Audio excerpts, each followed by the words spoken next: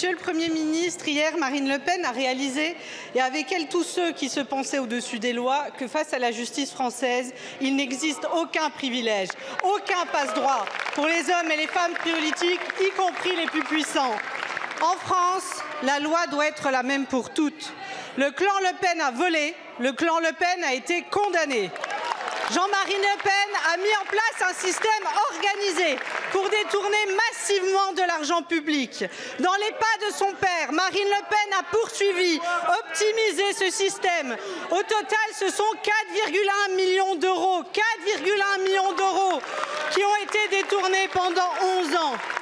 À voir les réactions de la petite classe politique d'extrême droite, il semblerait qu'il existerait un consensus dans lequel un sondage favorable garantirait l'immunité devant la loi.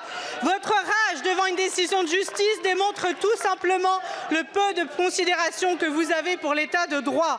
L'indépendance de la justice est un pilier de notre démocratie. Une démocratie vilipendée, attaquée, menacée par les autocrates du monde entier qui sont les soutiens de Marine Le Pen. Le devoir de tout démocrate est de garantir aux magistrats la liberté d'exercer leurs fonctions en toute sécurité.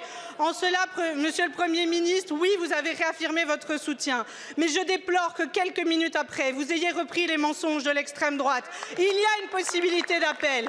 Et la seconde chose, la plus importante, aucun Français ne sera privé de son droit d'expression de vote. Il y aura, si le Rassemblement national le décide, un bulletin de vote Rassemblement national. Donc c'est faux de reprendre l'argumentaire politique. Monsieur le Premier ministre, réaffirmez votre soutien et répondez à cette question. Considérez-vous normal que les juges, comme ils l'ont fait, exercent la loi ou allez-vous encore profiter de cet hémicycle pour leur mettre une pression supplémentaire? Je vous remercie.